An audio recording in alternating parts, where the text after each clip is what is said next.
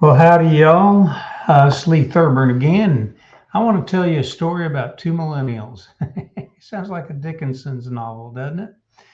So, recently I had a conversation with two 17-year-olds. One of them was headed to work at actually was headed to a Walmart to apply for a job, and the other one was headed to Taco Bell to start working. Now, the one that was headed to Walmart had been working at um, Sam's Club retrieving the carts out in the parking lot. And I asked this young man, how things were going. He said not having a good day, and I said, "Why was that?" And he said, "Well, I'm looking for a job because my boss was rude to me." And I said, "Your boss was rude to you? Well, how was your boss rude to you?" And he said, "Well, last night I was, I was on the evening shift closing down, and my job is to go get the carts from the parking lot at Sam's Club, and that's hard work. And I have to go out there and push these carts around, and it's exhausting. And the guy that was working with me was, he got off a little bit early, which was great, but it was my job to cover, and I just was having trouble, and I got tired, and I was running behind, and my supervisor came out to help me, and I was so appreciative. I told her thank you so very much, and she gave me the cold shoulder. And then this morning when I came in, she told me that she didn't appreciate what I did last night. That I made her have to come out and help me and to get my job done. And she said that this was the last time she was going to let me know that next time if she had to have a conversation like this with me, that it wouldn't go well for me. And I just think that was rude. And I asked this young man, I said, "Well, let me ask you a question. Let's turn that table and make you the boss and make her or somebody else the employee that is hired to go get those carts. And if you are the boss and you have a lot of things that you've got to do that that person doesn't know about, and you can't leave until all the carts are in from the yard or from the parking lot, and it's your job to make sure they're done. And on top of everything else you have to do, you have to now stop and go help somebody bring in carts. And that's their job. That's all they're hired to do. And they don't have to worry about all the other stuff that you as a manager have to worry about. So now your job is to make sure that this part of the operation runs smoothly. And since you've been inconvenienced and you have to go out and help them out, it is naturally going to be your job to let them know that they haven't done their job well. How would you handle that?"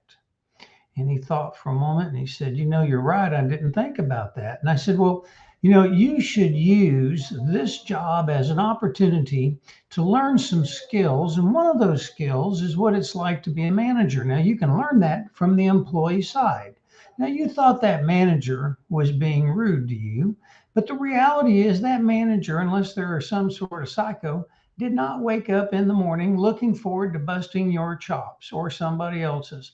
They don't enjoy having those kinds of conversations where they have to tell you you didn't do your job right or how to do your job better. They're hoping that you'll just do your job right because somebody did show you how to do your job and somebody did tell you what your job should be.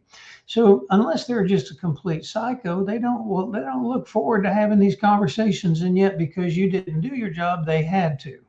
So what you need to do is you need to take this as a learning opportunity and realize that if you're ever going to get into a position of management, you're going to have uncomfortable situations where as a manager, you're going to have to tell somebody that they didn't do a good job, and you're going to have to tell them what they should do to improve the quality of their work. And if you can't do that, you'll never be able to be a manager. And I said, what you should do is you should go in and tell that person, that manager, that you have thought about it and you realized you were wrong, and that you will do everything in your power to make sure that that never happens again, and thank them for calling it to your attention. And if you do that, you will probably suddenly shine that manager's mind and eyes and totally reverse any negative that they have. What about that? And he said, Interesting thought. And then he darted into to Walmart to apply for an alternative job, of course, with the same overall company. The point is, he did understand and realize, and somebody had to call it to his attention, and I was able to kind of help a little bit on that. Now, I had another conversation with a young lady, same age, going to work, and she'd been working at Taco Bell for about a year, and she was as a manager. I relayed this conversation to her, and she goes, "Well, I don't think that manager did anything wrong." And I said, "You're right, they didn't." And she said that she probably would have done something about the same. And I said, "Well, that's what managers are all about." And I said, "Do you have any problems with your employees?" And she said, "Well, I had this one. I had to ask him to go mop the front, and so he went out and kind of just drug the mop around, and I had to go out and tell him to do it again." And I said, "Well, here's a suggestion for you.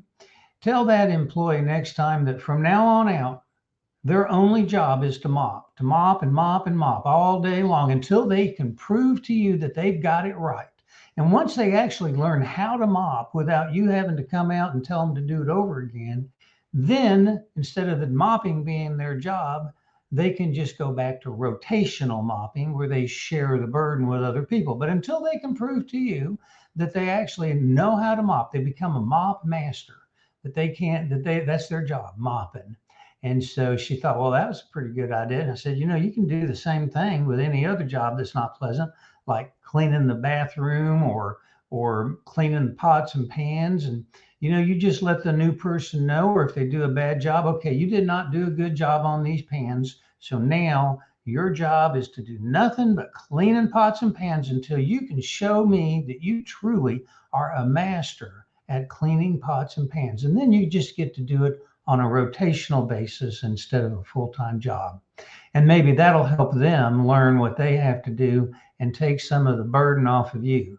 And she thought that was a pretty good idea, and hopefully it'll work for her. We'll see. But, there's one young person at 17 that already was learning management skills and another one that was still coddled.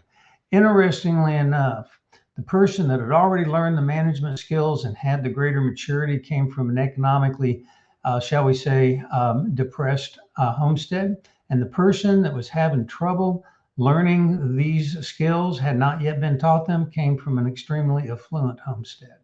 I don't know if there's any correlation. I suspect there is. But the point is, both of them seemed capable of learning and seemed interested in learning. They just need to have a little help. So you hear a lot of bad stuff about millennials in terms of their work ethic and that sort of thing. Some of it's parentally deficient training, but some of it is nobody's just stopped to tell them, here's a better way. And here's why things are done the way they're done.